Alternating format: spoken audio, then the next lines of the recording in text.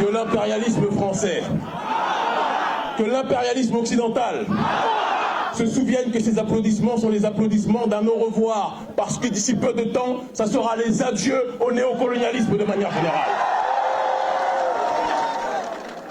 Ce 21e siècle sonne comme le début d'une nouvelle ère, le début d'une nouvelle génération, le début d'une nouvelle génération d'Africains et d'Africaines qui n'acceptent plus d'être considérés comme des pays pauvres alors que nos sols sont les plus riches de la terre.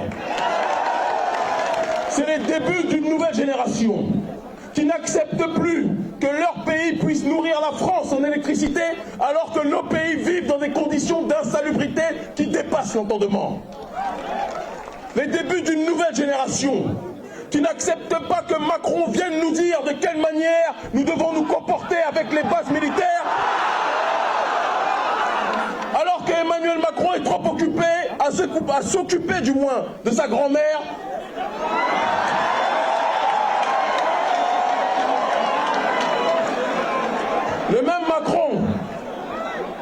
Le même Macron qui nous dit d'arrêter de faire des enfants en Afrique, mais qui lui-même n'a pas été capable d'en faire un seul, n'a pas de leçon à donner à l'Afrique en tant que telle.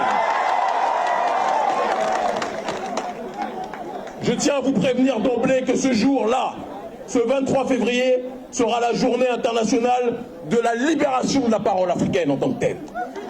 Personne ne va nous interdire de dire ce que nous pensons. Personne ne va nous interdire de dire ce que nous ressentons. Personne ne va interdire à la jeunesse africaine de se faire entendre et de dire à l'impérialisme que nous voulons qu'il disparaisse plus que jamais. Nos parents nous ont dit, mon fils, si tu parles, la France te tuera. Nos oncles nous ont dit, si tu libères ta pensée, si tu libères ta parole, le français te tuera.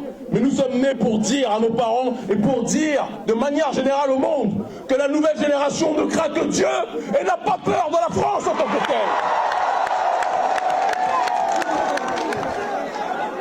J'ai entendu dans la presse cette semaine, et d'ailleurs je tiens à ce que vous applaudissiez tous les journalistes qui se sont mobilisés aujourd'hui.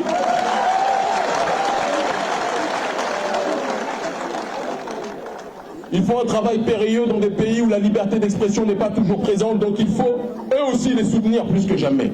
J'ai entendu dans la presse cette semaine que le procès fictif de la France-Afrique allait avoir lieu. Et je tiens à corriger quelque chose de précis. Il n'y a rien de fictif dans la mobilisation d'aujourd'hui.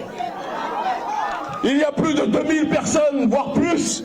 Il n'y a rien de fictif dans ce rassemblement. C'est une date historique, c'est une mobilisation historique et c'est le début d'un processus d'enterrement d'un crime contre l'humanité qui n'a que trop longtemps duré. Et dans les revendications, dans les plaidoiries qui seront évoquées aujourd'hui, cela sera le point d'ancrage d'un processus visant à mener une série d'actions contre les institutions et contre les représentations de l'impérialisme français. Les médias sont témoins, vous êtes témoins, il n'y a rien de fictif dans la sanction que nous allons donner aujourd'hui.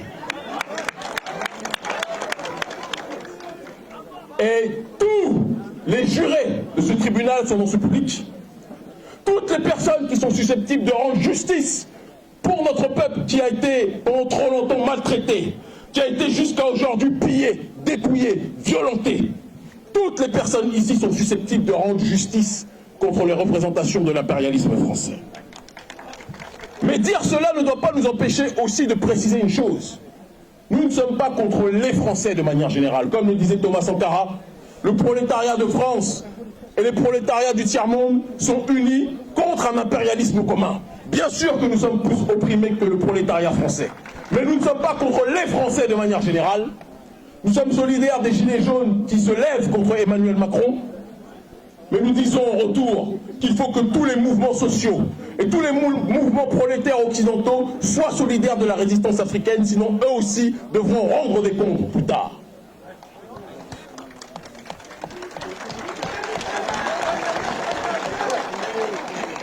Lorsque l'on parle du procès de la France-Afrique, comme son nom l'indique, le procès populaire de la France-Afrique, cela signifie que pendant trop longtemps, lorsque l'on parlait de néocolonialisme, nous laissions le droit à une petite élite, une petite intelligentsia, de faire la pluie et le beau temps et de parler au nom de la jeunesse, même si cette jeunesse ne se reconnaissait pas en cette élite. Des gens qui venaient dans des salles, dans des pièces de 10, 15, 20 personnes et qui prétendaient devant les médias criminels que je vous demande de huer, RFI, France 24, TV5 Monde, tous ces médias criminels qui accompagnent la lutte contre les patriotes africains. Ils venaient s'exprimer devant ces médias criminels en prétendant parler au nom du peuple alors que le peuple ne se réunissait jamais dans leur mobilisation. Aujourd'hui, lorsque nous parlons des procès populaires, c'est parce que le peuple vient, se rassemble et décide de parler de sa propre destinée, comme le voulait Thomas Isidore Sankara. Comme le voulait aussi quelqu'un que je vous demande d'applaudir avec la plus grande énergie, Barré Maïna Sara, qui s'est battu pour que notre peuple au Niger et notre peuple en Afrique puissent retrouver l'autodétermination. Applaudissez-le encore fortement, s'il vous plaît.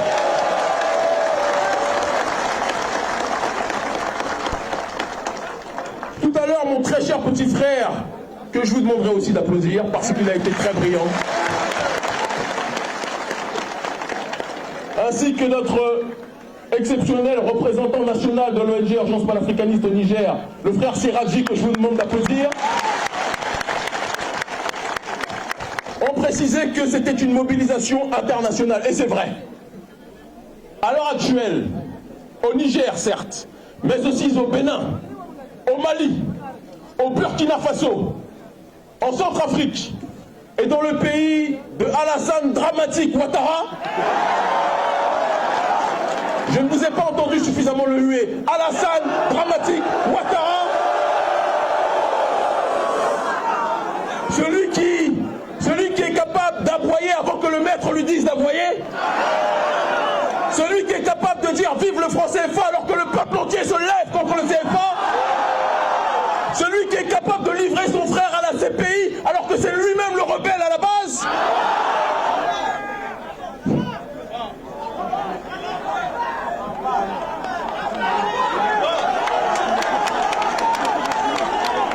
Le plus grand problème de l'Afrique, avant que nous continuions, on peut se plaindre de l'impérialisme d'Occident. Mais tant qu'on aura dans nos rangs des gens qui aimeront plus l'Occident que l'Afrique elle-même, notre peuple ne se lèvera pas. Tant que nous aurons dans nos rangs africains des gens qui, dès qu'ils voient l'homme blanc, ont l'impression de voir Dieu sur terre, nous n'arriverons pas. Et donc il doit y avoir, comme le disait Mao Tse-tung, une révolution interne contre les traîtres avant de nous battre aussi contre l'impérialisme français. Il y a un proverbe qui dit « Une civilisation n'est détruite par l'extérieur que si elle est rongée de l'intérieur. » Faisons le ménage d'abord chez nous. Comblons les trous.